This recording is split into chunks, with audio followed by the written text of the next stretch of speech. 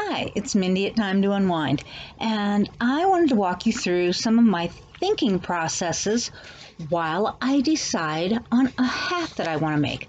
So I saw somebody using a fluffy yarn to make a hat, and I thought it was really cool. And I still have a bunch of this Mandela Fluffy, and I decided I wanted to try it. Now this is a number 7 yarn, and I thought I showed you something that I was knitting in it, and I thought I would crochet, and this suggests a size Q hook, which would be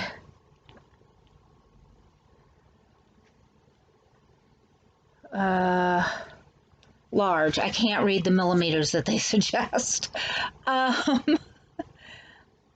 I should have brought my magnifier over.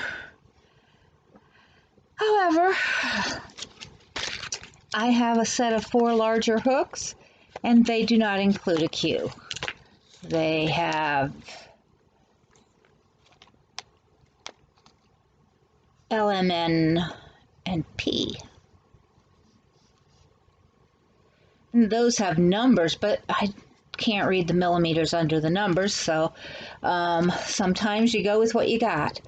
And so 11, 13, 15, and 16 I can read. Those little tiny numbers underneath it that practically blend in with the writing, I can't. Well, 16 is the highest I've got. And look at that thing. I don't think I'm going to go there.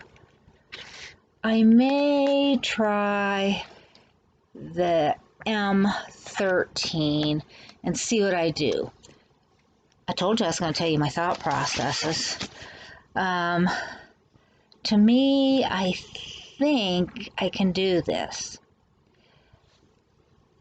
Now, and to me, it looks like I can. I can adjust my tension to go thick or thin, or tight or loose, and so I'm going to just do it loosely and use this M. Now, the hat that I saw someone else doing was done in a fluffy yarn from the bottom up, and they just made it straight and gathered the top, tightened it, and then they used a hairband to make a pom-pom out of the top, and then they used a contrast yarn, or a coordinating yarn at least, to rib the bottom. I haven't made up my mind what I'm doing, so I will start from the bottom, but I think that I will do, let me think about this. I'm not going to decide on whether or not I'm going to rib, excuse me, while I bury the dog. She likes to be buried. She's cuddling here beside me. I think that I will do, I think I'm going to just start up, but I think what I will start with is a round of double crochet in case I decide that I want to do a post stitch rib. I mean, there are other ribs out there, but just in case I want to do a post stitch one, I'll have the setup for it. So I was going to do a foundation chain double crochet. So I've got 4 stitches, and if you followed the last class I posted, you will remember that you can do a foundation double crochet by chaining 4, going into that very first stitch after wrap, chain 1 to turn the corner, then chain through 2 and through 2, and continuing that across. There's the one you'll go into next. And I'm going to pause it because there's something exciting outside, and she's got to talk about it, and I'll get this row finished here. Okay, now the first thing I've decided is that I don't like the gaps I'm getting with double crochet, and so I'm going to go down a needle size and see what happens with a lower needle size. So let me switch out to the L. Okay, thank you. Doing this during the day instead of doing it at night is probably going to create extra confusion here. So let me go back down here and start this over.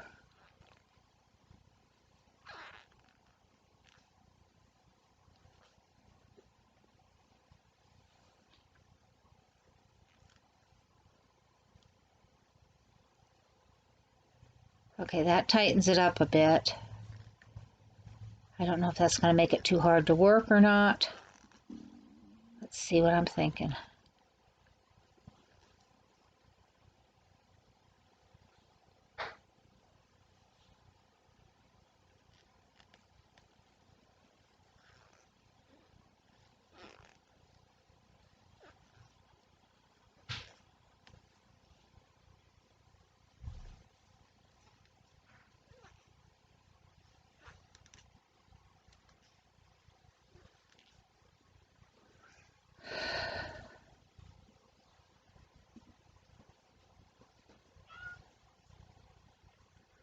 Okay, this is a little bit better.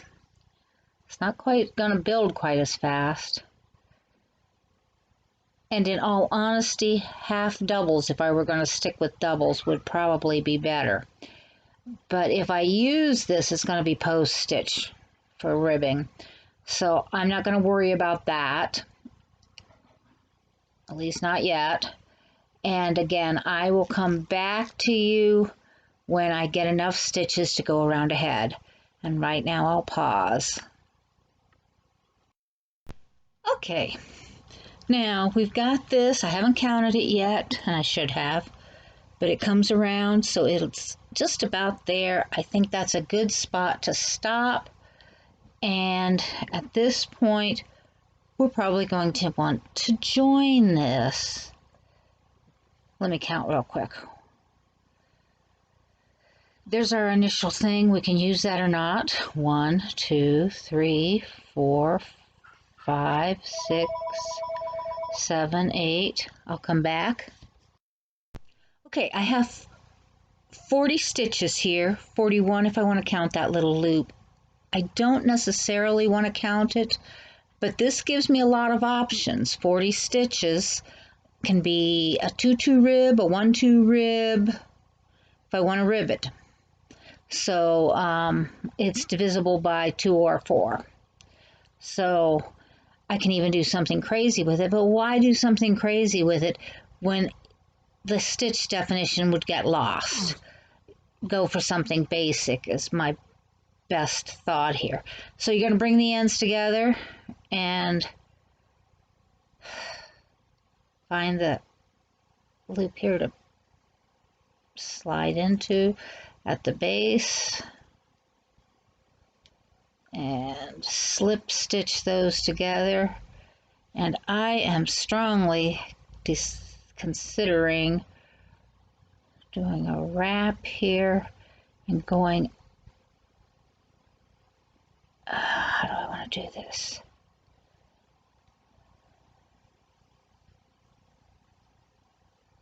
No, I think I'll do a wrap and just work my way back up this stitch, incorporating it into, I'll use this one that I'm not going to count and chain it into the one beside. Here we go again with my silly computer issue. When my son gets home, I'm going to have him take a look at this.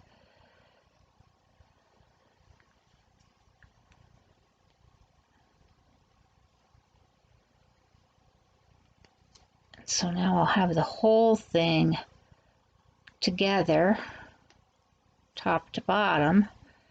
That extra chain consolidated in it without throwing anything off particularly. It doesn't fit too tightly. There are a lot of people in my family who don't like tight fits. I chose this color because just about anybody in the family can wear this.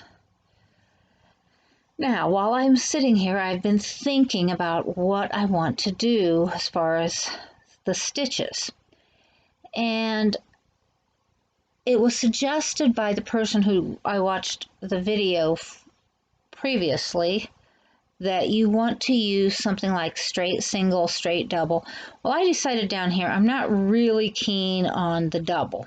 It's too gappy, and I know you can't see how gappy it is, and maybe for you it wouldn't be too gappy, but for me it is.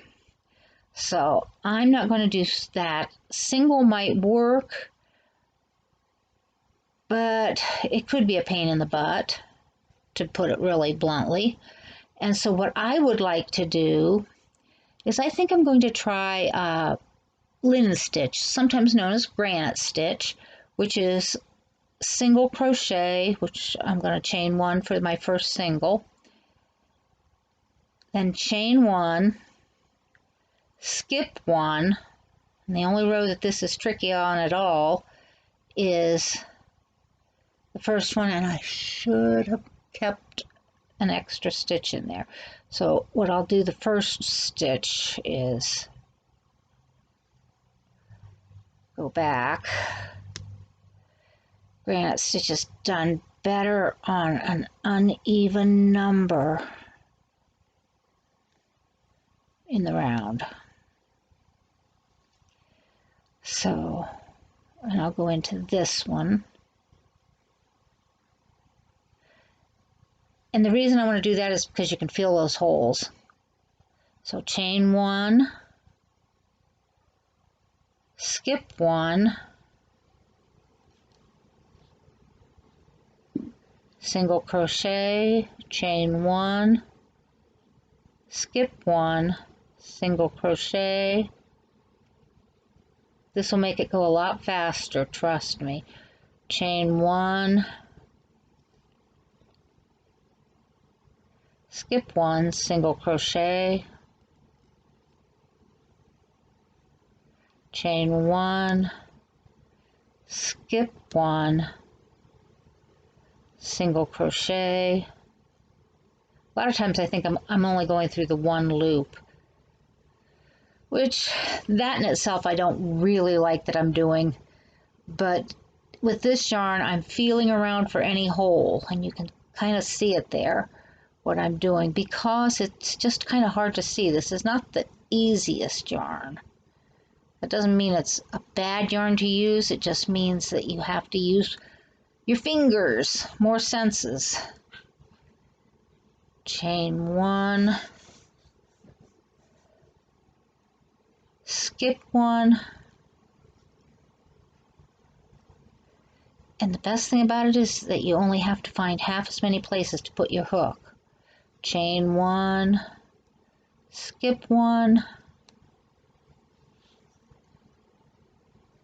chain one, skip one, and I'll be back. I'm going to pause. Okay, so I'm to the end of the row. Got one more spot where I can chain one, and here is what would happen normally. I could slip stitch into this and then chain one up. I'm going to spiral this, and so I chained my one, and I'm going to go right over this and into that next chain one space. Now see, these are going to be a little easier to find. I'll go in there and bring this in and chain one, go to the next big hole. I might even take this a little lower. Chain one,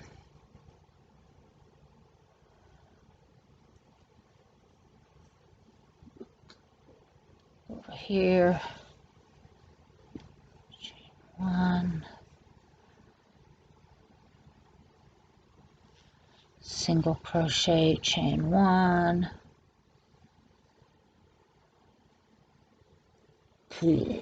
single crochet, chain 1,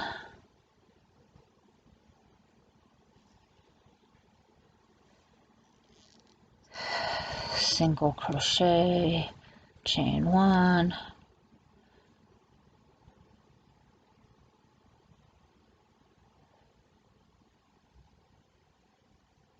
single crochet, chain 1, oops, don't wrap, where's my next one, right here, single crochet, chain 1, single crochet, do I like that, chain 1, that might be a little too gappy, go down just a little lower on that one.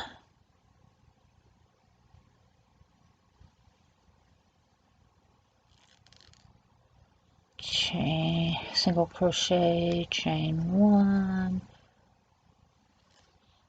single crochet, chain 1,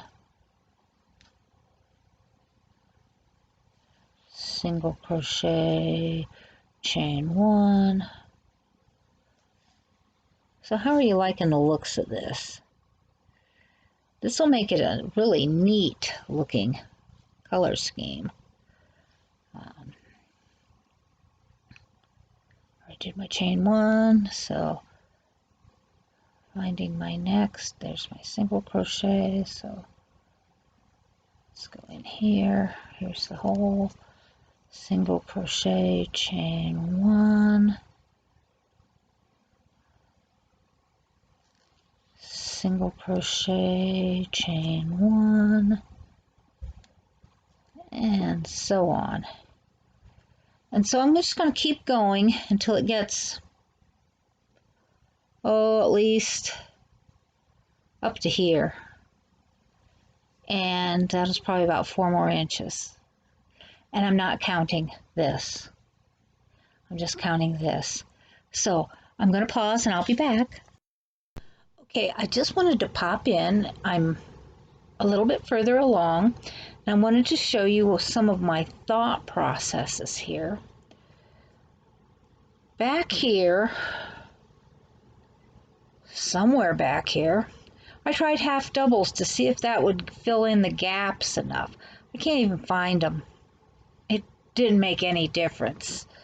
This is what I mean about this fluffy yarn and stitch definition. It just hides the stitch definition. On the other hand, I was still getting those holes every so often. So what I started doing, and this, it's terrible. I started going down into, instead of just going into this hole, I started going down to the row below and going into the top of the stitch 2 rows down. And that started taking care of most of my problems with gappiness. Not all of them, but most of them. And so that's the way I'm going to continue. So just a thought. Now I'm going to pause it again so that you don't have to go through sitting here watching.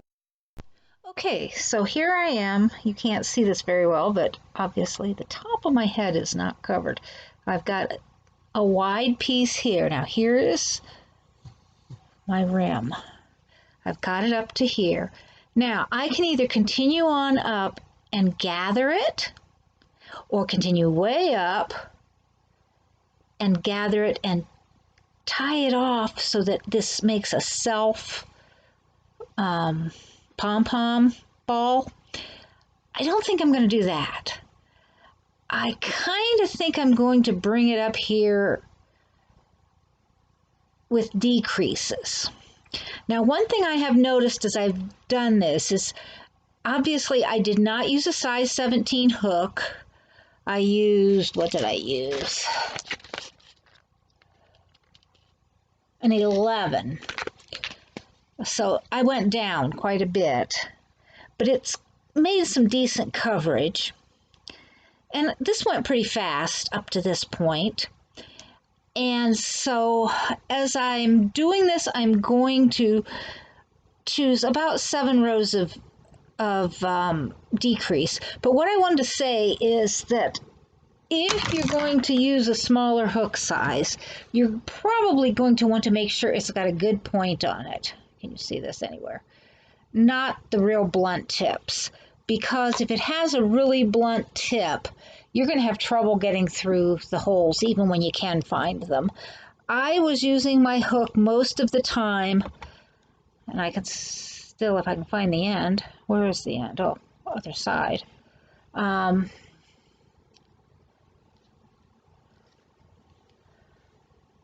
I am almost to the beginning spot, but not quite.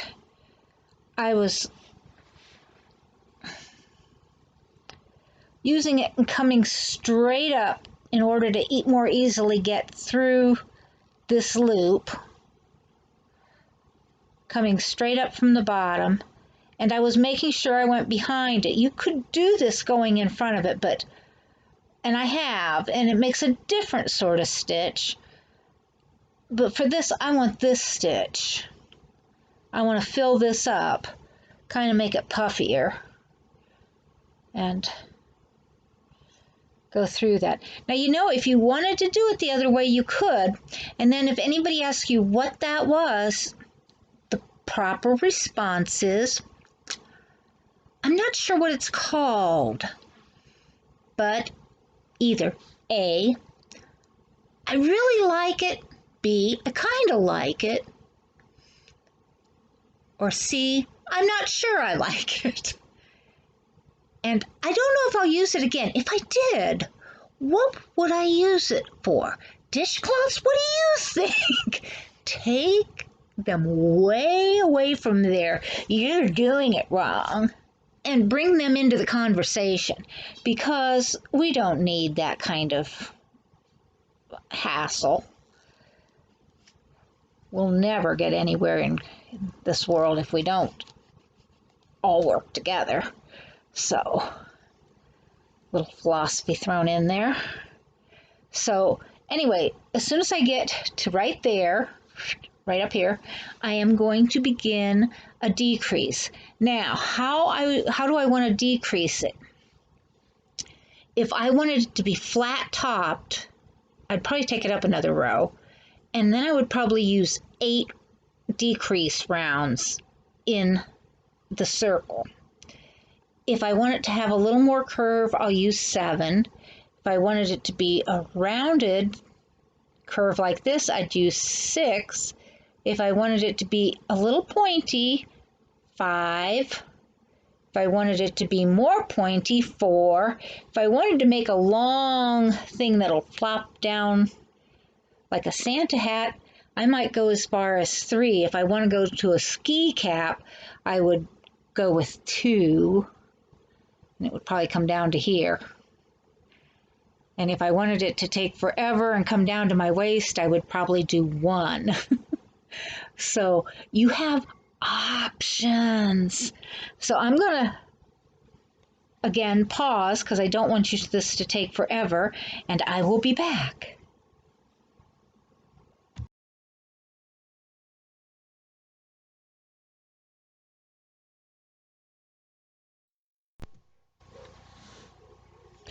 Okay, so here I am. I've decided to decrease every 4th stitch, which means I'm doing 1 stitch, 2 stitch.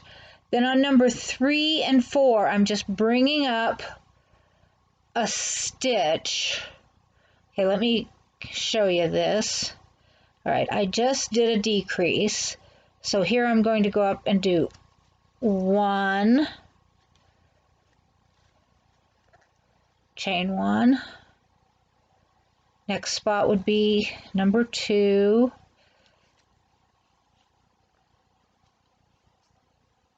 chain 1, and now in the next spot I've got some really funky stitches here because I'm going over places where I've already decreased.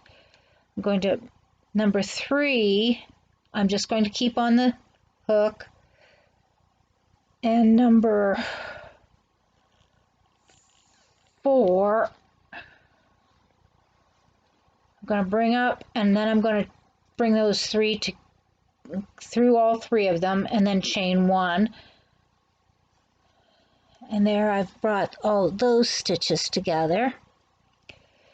And I've just been continuing around like that. And so that's how we're going right now. And so once again, I'm going to pause. That is slowly decreasing. And I'm going to pause when I get back to almost done. So I'll be right back. So we're starting to hit a place where this is getting smaller faster. And I accidentally bumped the button. I wasn't going to show you a partial thing, but look at, you can see that it's getting smaller faster. So I'm going to go back to pause. Okay, so here we are. I'm down to a hole this size. I stopped putting the chain 1B3 between them about a row ago because I did not want to run completely out of yarn. And so what I'm going to do is put one or more decreases into this, and then I'm going to get a yarn needle and pull that through. I think this is the point. I'm going to tie this off, get a yarn needle, pull that through and tie it off, and then I'll show you where we are. Okay, so I've got it closed at the top. I couldn't find my yarn needle box, and so I just grabbed a hook and wove it through like that. And I did take it down and through around here and back up after I wove it through around there, because the more directions you weave it, the less likely it is to come undone. I did knot it though, so it won't completely undone. And that's always a good idea.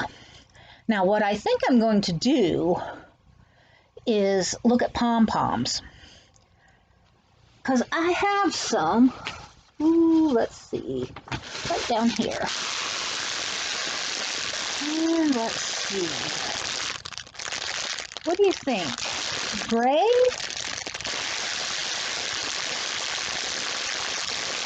Yes, I just saw a gray. I just have to find it again. Over here. I've got a gray. Let's see what that looks like. These are just small ones. And to be honest, I'm going to call my daughter-in-law and ask her if she wants a pom-pom. But first, let me look and see what it looks like to see if I want to offer her a pom-pom. Where's my string? I have a string up here. I saw it. I know I saw it. There it is. This stuff is kind of hard to see at times. And before I do that, I'm going to go across to the other side to kind of bring that more central. And these particular pom-poms have a little elastic hook so that you can button them on and off. But I'm just going to check it out, see what it looks like just with this string run through so we can decide. Well, that yarn's falling apart. Okay, here's what it would look like with the pom-pom resting precariously on top. Very precariously. It's not really resting up there at all. Let me do this. Center. Right there. Pull my crochet hook through that hole and pull it on. So what do you think of that? Is gray the color for that one? There it goes. I unhooked it. I mean, I have other colors here.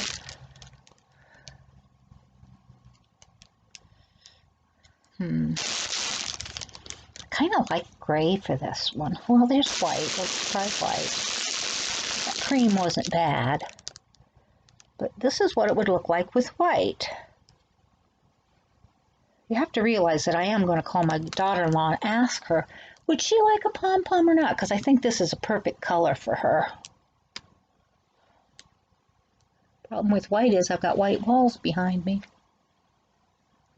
So there you go. That sort of shows you a little bit about my process of making things. Now, oh, got that seam right back there. Let's put the seam on like that. I like that better. Now that comes clear down. Now to me, that is the perfect length. Yes, it comes down to my glasses, but it keeps my sinuses warm. It keeps my ears warm. Those things are important to me. If you didn't like that, you could cuff it. You could put a rim on it and ribbing on it and make it deeper and then cuff the whole thing. You could decrease it faster or put it on up higher and make the pom-pom being a self pom-pom.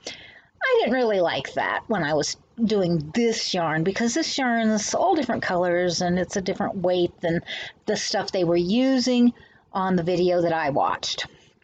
So this is what I've got. I will call my daughter-in-law and see if she decides she wants a pom-pom or not. And then we'll go from there. And so I hope you enjoyed this. This is the sort of thing that I go through when I decide to make a hat that I want to make different. Would I make this stitch again with this yarn? I think I might try my standard post-stitch hat with this yarn. I think it actually might be easier because the post-stitch is so easy.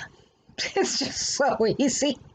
And I mean, this is easy, but hitting the holes and keeping it from gapping is a little more challenging, maybe a little more challenging than I feel like. And I like the way the top curves better with that, even though I did a divisible, I divided the number of stitches actually I divided the number of stitches by 8, I guess, because I thought it was ready to go in, and I'm glad I did, because otherwise I would have run out of yarn. As it was, this took one ball of yarn. So, all right, well, I hope you enjoyed this, and please hit the like button, hit the subscribe button if you haven't, hit the bell so that you can be notified of any further any further postings, and enjoy yourself. We'll see you later.